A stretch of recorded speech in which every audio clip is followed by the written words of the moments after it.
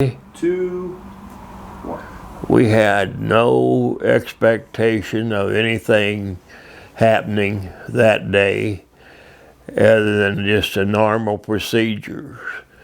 And I was in the hallway and things got kind of dark outside, and I walked down the hallway and went outside to see what was going on outside, and I saw this tornado coming probably a mile away, and I saw it pick up a barn, and it took it up in the air. Wait, this is too important to miss, so we're going to have you rewind that again. And go back just before you saw it. I'm going to go ahead and, I got to silence mine too now that I think about it. I just silenced it. Yeah, you're good. All right, and go to right before you saw the tornado. Before I saw the tornado, I was in the hallway, and it got dark outside, and I walked down to the end of the hallway and opened up the doors and went outside, and over in the west I saw a tornado coming, or saw a lot of cloud movement, and I thought, well, we should get in the hallway. And I went to each room and told them that we need to have a tornado drill and take a book with you and go to the hallway. And I went to each grade, and they all did that. And then we moved down closer to the cafeteria, which was away from those double doors. And when I can remember Judy Beckert telling me, hollering at me and telling me there went the roofs. We had 4 rooms built onto the building, and they didn't fasten the roof down well, and it picked up the roof and took it over, and the faculty was parked out in that area, and they threw that stuff all on top of the cars. And from then on, we had to get the buses in, and we had no notice of anything from the superintendent's office that this was happening, as they stood outside down there and watched it go by. And it was a hectic evening. A lot of the kids didn't have a home to go to, and some of the buses brought kids back to the school, and we kept them there. I was there until probably till 6 or 7 o'clock that evening, getting the parents coming in, getting the kids. And is there anything else you want to know about it? Yeah, that was good. You covered a lot of ground. So All what right. I'm going to ask you to do, I'm going to have you slow down on just a couple points. And so one, you may have mentioned that did you get a phone call? No, Harrison? I did not. Call, no, nothing. I got nothing. Okay, so go back to, hey, there was no warning, and go back to when you saw it, and I want your feeling. What were you scared? Were you anxious? Were you? I was not scared, and I don't know if anybody was. Everything, we had a few tornado drills. We always had a fire drill and then a tornado drill. And for some reason, it did not bother me one bit going to the rooms and telling the teachers that it was time for us to have a tornado drill. And to my knowledge, they did not know that there was a tornado really coming. And I wasn't sure myself it was going to hit there, but then when it hit, we knew it. And it opened up those double doors down there, just wide open, and it sounded like a big train a-coming, is what it sounded like. And that was the only notice we got, was just our own observation. Now, after you got all the kids to go to shelter, what did you do? What did I do?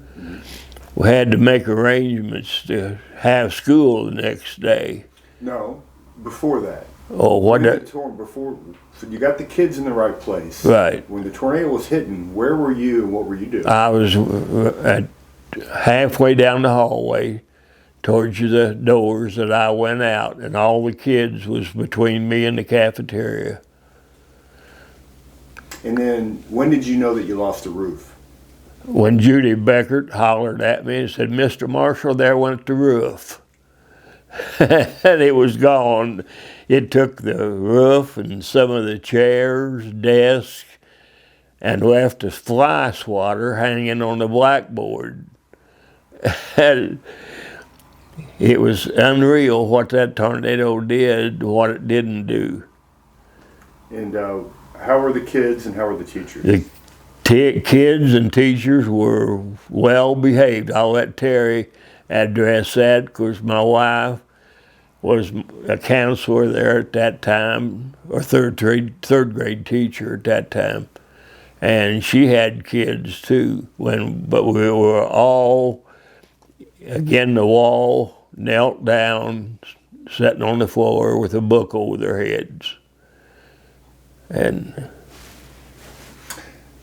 So when the tornado passed and everyone saw the damage, what did you think and feel, and then what were the reactions from the teachers and kids? I think, well, the teachers, I don't know what they really did with the kids, but we had the buses came in and picked up the kids, but then they, like I said, they brought part of them back because they didn't have no house left to go to. And we kept them there until the parents made arrangements to come and get them. And it was probably 40 or 50 kids that we had. I think it was 400 and something in the building at that time. So of the 400, speak to the fact no one was hurt maybe? What? So of the 400 kids, nobody got hurt, right? Nobody got hurt. Do you want to say that as a sentence or two?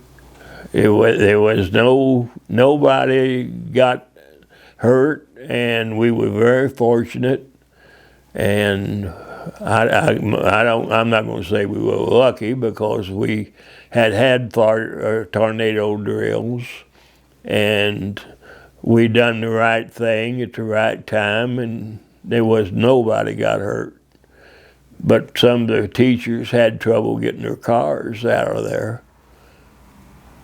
You ever think about how it may have been different had you not looked out those? Yes, I oftentimes think about what would have happened if I hadn't have looked out the door, if we hadn't had a drill and got them in the hallway. And there's 2 plaques that we got that people recognizing how safe we kept the kids. So the parents were notified that the school took a hit? They was not notified, but they knew it some way. The word got around in a hurry.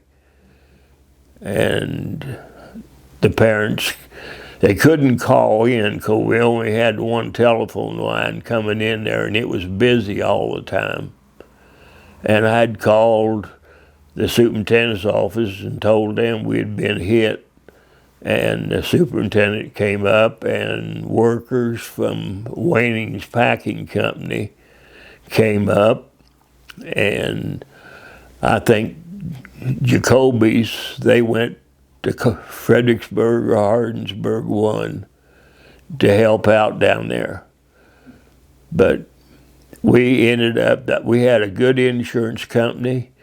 They put tarps down in the gym, and we moved 4 classrooms that it destroyed out in the gym, and my wife was one of them.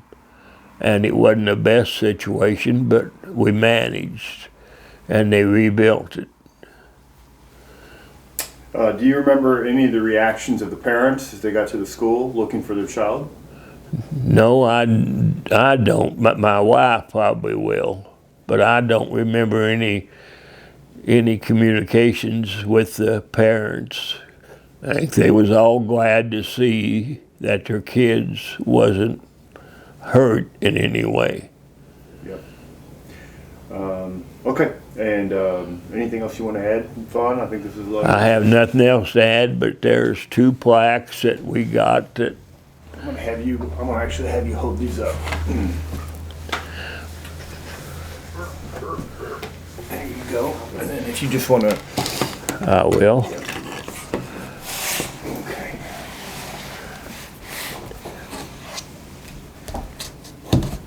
Go ahead and tell us what those are for. And all that. One of these are plaques. This one here is Oh, for, that one's upside down.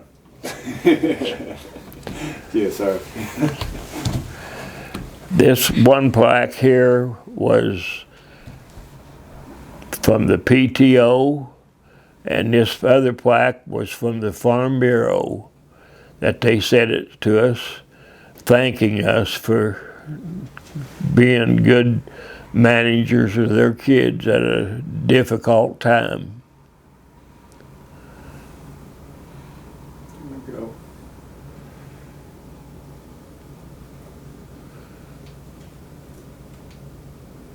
All right. Looks good, my friend. Appreciate that. All right. Well, thank you very much. Good job, Vaughn. You killed it. Well, I'll get the clap for you too, Scott.